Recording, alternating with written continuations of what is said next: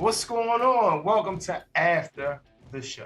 You know, it is so difficult some days working with my partner, my spouse, Okay. the love of my life. Okay. So, if you come in with a shirt like you Oh came my in, gosh. then I was excited. I saw some stuff I wasn't expecting to see sitting here while we were recording. I just didn't know. I apologize. I think it was your response. I'm like, oh my God. And when our guests heard, I'm sorry. I know. I apologize to our guests. They grown though. They both grown. They heard it. They talk about it. But they didn't want to hear that Dr. Cass was having those issues. Well, they know that doctors do things. You got kids and you got a grandchild. We know what you do. we well aware of what you do. Welcome to After the Show. After the show, it's the Franchise J. Claxton and Dr. Cass Vaughn. We got you. But after the show, it's the what? After party. Right. And this is the after party. This is the after party. And speaking of like party, I don't even know if this is a party, but Aretha Franklin, God rest her soul, is under fire right now for her 1968 classic, Natural Woman. I think that's crazy. And no, we have no opinion. Well, I do think it is. I don't have an opinion on the story. I think that it's crazy that we're bringing up something that was created in 1968. Right. And what the issue is, the LGBTQ community feels like Natural Woman is a song that is coming at them and, having to the point that it's bringing harm to, transgender community. So I didn't expect to see that, but I just didn't expect to see that. They want the song removed from Spotify and from Apple Music, and she is really coming under fire, deceased. Well, the only thing that I will say about this is one thing. Interpretation is interpretation. Everybody has a right to their opinion, right, and they have a right to interpret a song however they want. Unfortunately, Miss Franklin is no longer with us to even defend it, Right. So, and that's the sad part, that she can't even speak on it. She can't speak on it. But what we can speak on is the NFL, the playoffs, and the world's greatest, most famous football team came up short. Oh, you mean the fact that the Cowboys are on the couch with everybody else? They came up short against San Francisco. This happened. It's almost a repeat of last year. I know. Almost a repeat of last year. They lost 19-12. And Dak Prescott threw 2 interceptions. Tony Pollard got hurt. It didn't look like they wanted to give the ball to Ezekiel Elliott. It just looked like when Tony Pollard got hurt, they fell apart. So it's so many Dallas Cowboy fans. It's almost like they're on suicide watch right now. With the fans? Yes, it's almost like they're on suicide watch. I will say, because we're both avid sports people, what I will say is I have never in my life, except for now, seen so many people excited that the Cowboys are sitting on the couch. Yeah, I mean, listen, I don't have a favorite team. I have no emotional attachment to anybody. Exactly. But except for me. That's true. I'm talking about sports though. We're talking about sports. We're trying to keep it clean. We got away from the cleavage. We got away from that. We got away from that. But I don't have any emotional attachment to any team. So shout out to you Dallas Cowboy fans, and you guys unfortunately just always come up short. Pause. No pun intended. Always come up short, man. But listen, we got a great show. We have an amazing show. Right. 2 great guests. Yes, 2 incredible guests. Right. We have Rama from BMF. Rama Montecalvo. Say her name. Say her Montecalvo. name. I told you. Don't get that comfortable. I told you. Not that comfortable. Okay. I don't want no smoke. And of course, we have the incredible Al Payne, music industry legend. Yes. Like, he means so much to both you and I. And he gave me the blues when I worked for him. Listen, so let's be clear. We'll talk about this more in the segment, but when me and Al first met, man, oh man, he gave me the blues. Listen, but stand-up guy. But he is stand-up guy. Well, we're going to wait till it's time to talk to Al.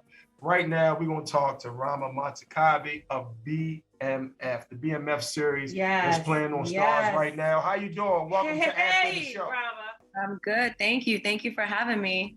Listen, it's funny because we're talking about you and being in the show, and hip hop is turning 50. And the reason why I like BMF, and because full disclosure, I don't necessarily watch series because it gets me caught up, and then I'll binge watch, and I usually don't have time. But BMF hits home for me because it's so nostalgic, just in the fashion, in the cars, in the music. It's just so nostalgic. Like, tell me your thoughts on you being a part of this historic show. Oh, I'm super honored to be a part of this show, especially after being a fan the first season and just watching like everybody else. And then now on the second season, I'm actually a part of it. Right. And, you know, making history with the things that Peaches is doing on there. So it's been pretty dope. I can't lie. So what is it like dealing with actually the Lil Meech playing he's playing his father. Like, what is that energy, you know, on set? Like, bring us into that. Nah, Meech killed it, you know, just for him being a newer actor as well. Like, he came through and the way that he even went when they said action, it helped me even be a better actor as well, because he was on point. So I got to give props to Meech on that. Right. What did you have to do to prepare for the role? You know, when I first got the script, I only had like one line. And so as I kept going on, it progressed. So my character grew as I would go in for whatever it was that I was going to film. So I just, you know, I prepared myself by just getting down my lines, because Peaches and Rama are kind of similar in a lot of ways. Okay. Hey, listen. So let me find out you really a gangster for real. You know, I got a little bit of gangster in me. We all have to have a little bit. Rama, I tell him all the time, do not let the PhD fool you, okay? Mm-hmm. Don't let the looks fool you. Don't judge a book by its cover. Right. But you know what's funny? What's funny is I much rather hang with you, because just women, you guys are just, you have a certain discernment that you can tell when somebody ain't right for us, or you see some things that we may not see. Like, y'all vision is totally different. Like, and y'all a lot more stand up than most guys at this point. Women's intuition's crazy. Yeah, our intuition is crazy. Yeah. But our intuition also comes from us being natural protectors, you know. Okay. So Rama, tell us a little bit about your character and what we should expect to see. Peaches is K9's girl. So, you know, K9 is the top dog this season. So Peaches is his ride or die. She's holding him down. But Peaches, you know, as we saw in episode 3, she's got, you know, a few tricks up her sleeve, and she's got a couple things that she's doing on her own. So, you know, the story is kind of going to take a little bit of a turn, but I can't give away too much. You guys just got to keep watching and see where it goes. No, we definitely will. We definitely will. And let me ask you this before we let you go. What is it like working with 50?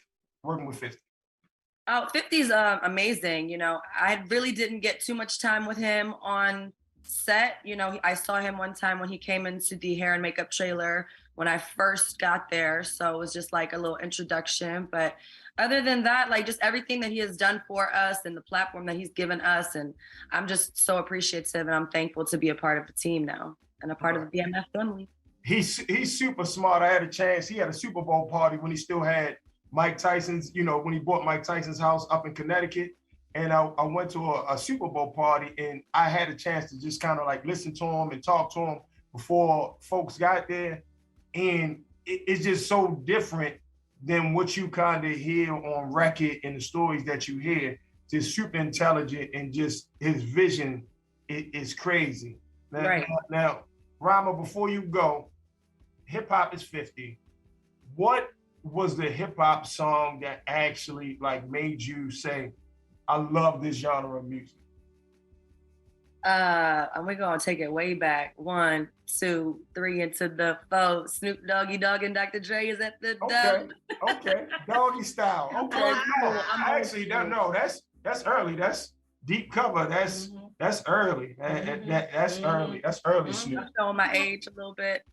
No, ain't showing your age. Yeah, we're around the same age. That's not true. We're around the That's same not age. true. You know, no, we're around the same age. Don't you look at me like I don't look like your age. I believe you. I believe you. Listen, you know, Rama, somebody has to, because I know the truth. Listen, man, look, we greatly appreciate you. Thank you so much. For more Thank you, information and how to follow Rama, you can follow Rama on Instagram. You can follow Rama on Twitter and TikTok. And please follow the series BMF. Yep, at Rama June, RAMAJOON on all platforms. Yep, all platforms, kind of like you. No, appreciate it. Please be safe, all right? Congrats. Take care. All right. Thank you. Listen, hip hop is 50, and one of my faves in the radio world is with us today. Yes. I'm so excited to talk to him. I haven't seen him in years, but every time I reach out, he's right there. He'll respond back. You know, throughout our entire journey, he's like, congratulations, I'm proud of you guys. You know, he's really watched us from the beginning and watched us grow. And outside of him watching us, he's an incredible operations manager, programmer, radio personality. And I'm sorry, I have to be his hype music today. I have to be his hype, you know. Listen, sharp dress. Oh my goodness, from here. Sharp dress. You ain't gonna never see him not looking good. Never seeing Al Payne on the low. You hear me? And, all the time. And he always has an amazing vehicle outside. Yes, you know what I'm saying? Yes. None other than my guy Al Payne. Hey, Peasy, what up, man? Welcome. You gonna get my social security number next? I mean, yeah, we give everything away. Everything. And shout out to Rama. Oh my gosh, I'm sitting here starstruck, man. Is Lala next? They've added 50s and added an amazing cast members this season.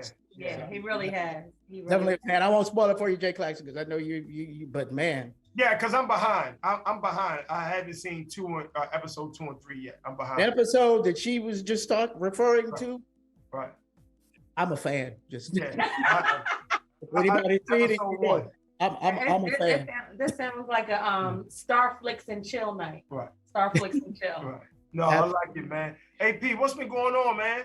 Nothing. Yeah. Thank you so much. Again, it's great to see you guys. You know, I'm hanging out now, you know, after we parted, I'm hanging out now in the district at the Mecca, Howard University. So yeah, everything's great. Yeah, everything's great. So blessed to be enjoying the DMV, and you know, so that's it. Right. So listen, we're talking about Hip Hop is 50, and you have played an incredible role in breaking artists and, you know, dealing with artists, talking to them.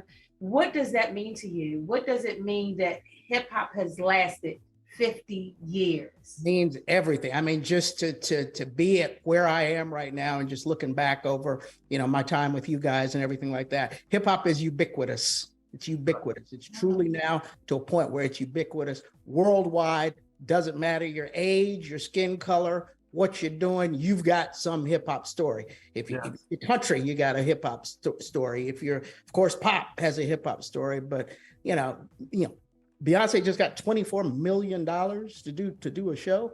Yeah.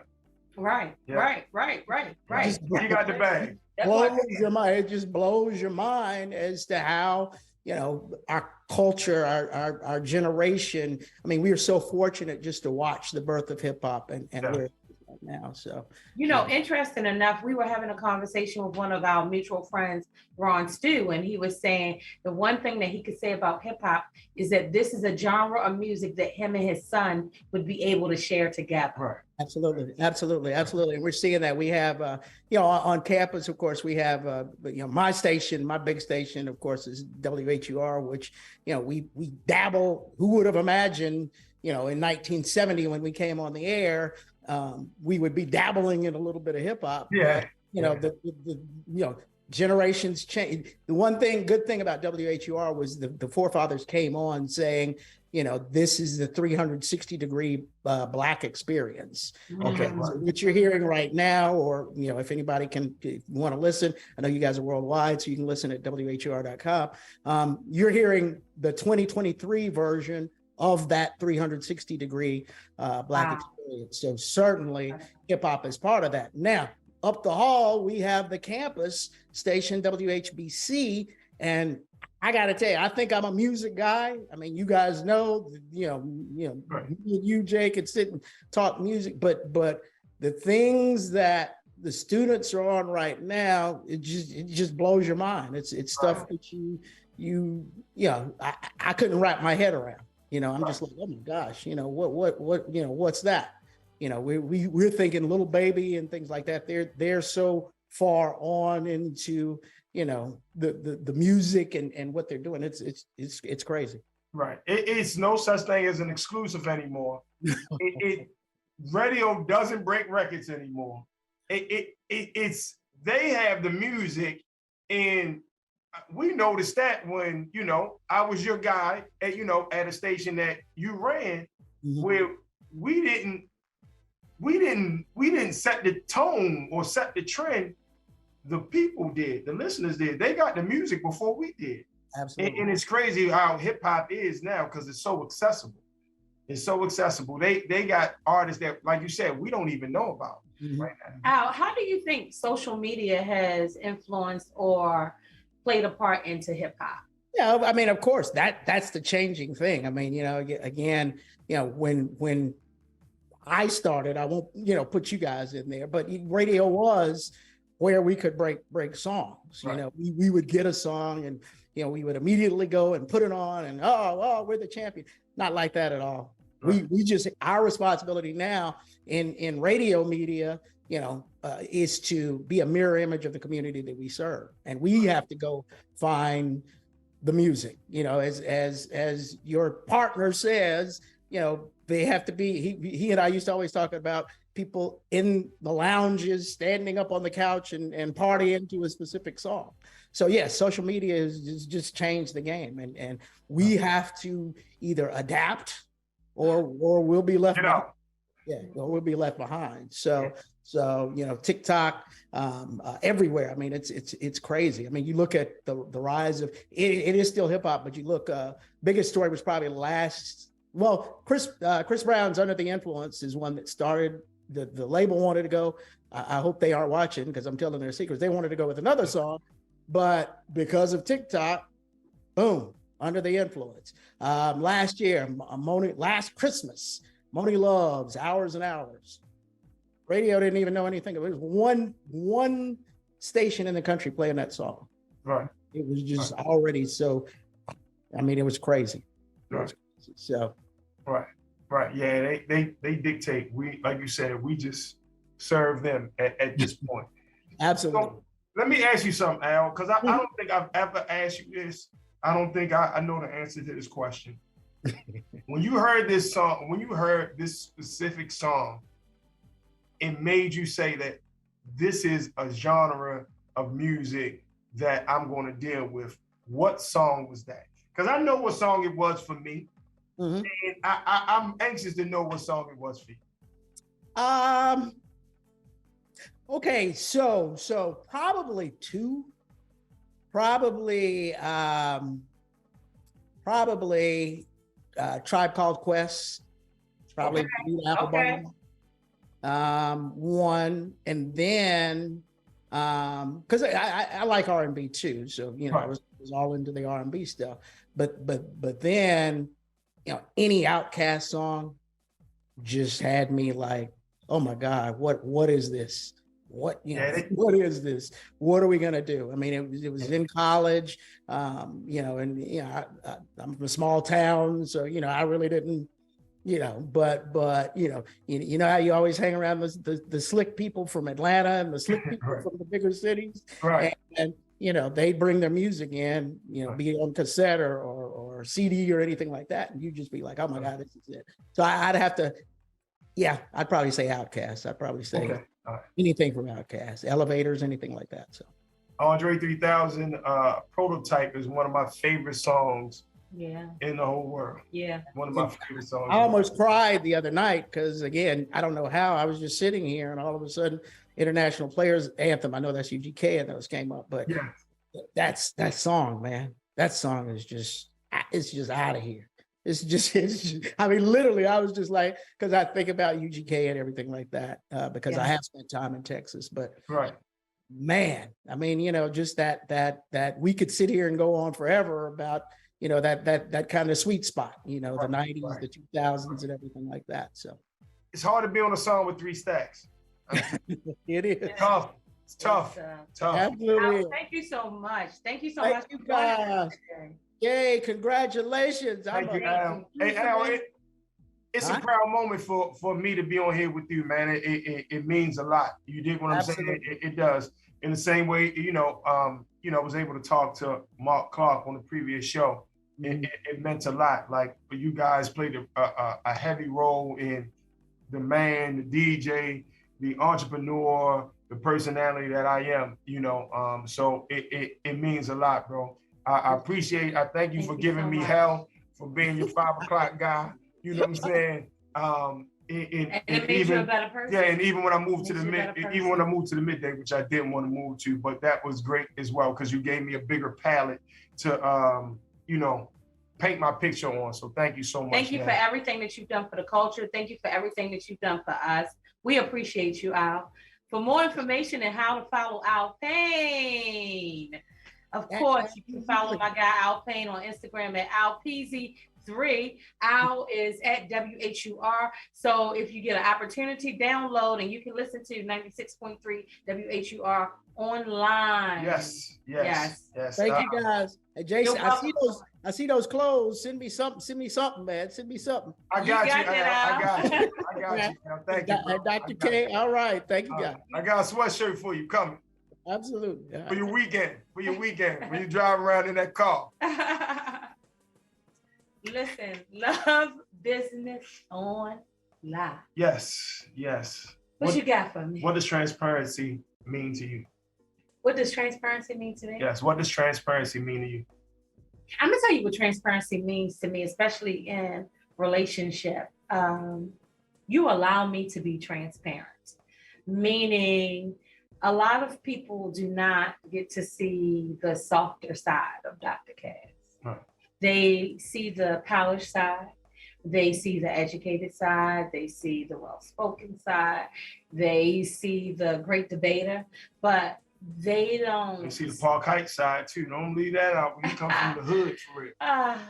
It's because you're a doctor, you come from the hood. Anyway, they get to see all of that, but it is in those weak moments that you get to see who I am, and you get to see me transparently, meaning that flaws and all, you know exactly who I am, and you know how to be there for me. So that's what transparency means to me in a relationship. What does it mean for you? Really being open, being an open book, open palette. You have to be transparent in order for the relationship to work, because that allows you to be honest, even in hard conversations. If there's no transparency, it's really no relationship. It's not going to work, because that's what you need in order for the relationship to build. If I can't tell you how I'm feeling, how something you've done sits with me, and I'm not able to be upfront and honest with you, that's an issue. Exactly. Because you're not going to respect me if I'm a liar. Exactly. You're not going to respect me if I'm not accountable. Exactly. So transparency in a relationship is key. It's a real key building block. And I'm gonna say this, and then we're gonna go to your food for thought, because I know you have so much for us. I'm gonna say this just to wrap it up or bring it all together. I should be able to have a safe space. In every relationship, you should have a safe space. And the only way to have a safe space is to be transparent with your partner, and for your partner to be able to recognize who you are, when you are, and what you need at that particular time. That really is it. But I'm not gonna harp on that. That's my spiel about transparency. I'm sure you have some more food, some mental food for our minds today. Well, see, I think I want to start.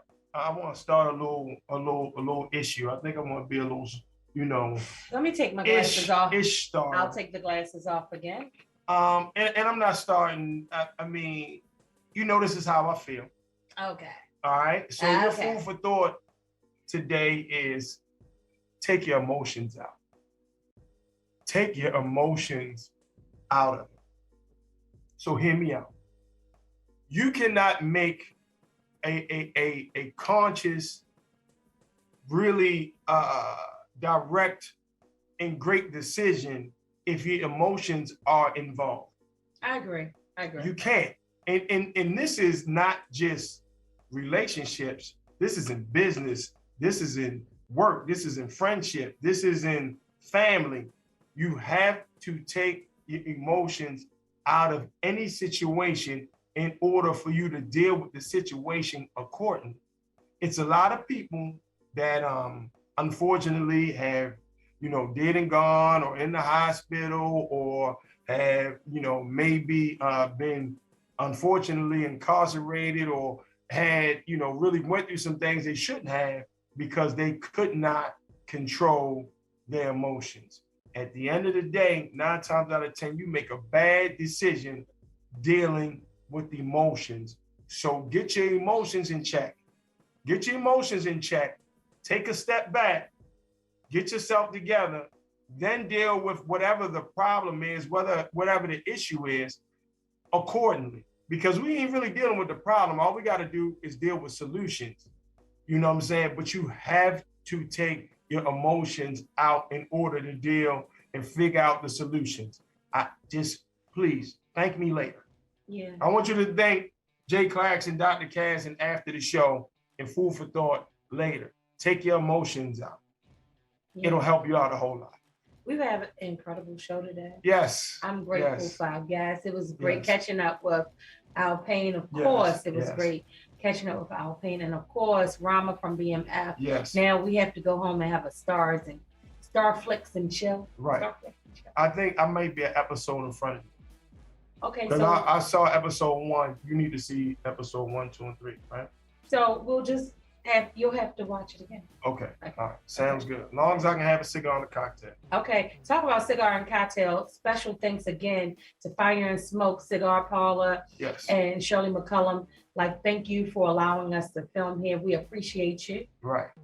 Right. No, that's family. You want to get a smoke. You want to have a great stick and be in a great atmosphere. Make sure you visit Fire and Smoke. Absolutely. In Towson, in Baltimore County, Towson, Maryland. Until next time, thank you for coming to After the Show. It's the after. It's the after. It's the after party. Oh my God! You left me. No, I know. I was second time. No, I just wanted to make sure. You need some love. You need love. What am I, LL? Anyway, until next time, you can follow us on Instagram after the show, Jay and Cass. And of course, you can go to our YouTube page and follow us on Daily Flash and follow our After the Show channel. Would you stop looking? Oh my gosh, you're so terrible. He's so terrible. Y'all be safe. You see what's great happen. Oh my God. I'm out of here. This episode was brought to you by Los Hermanos Tequila, the spirit of tequila.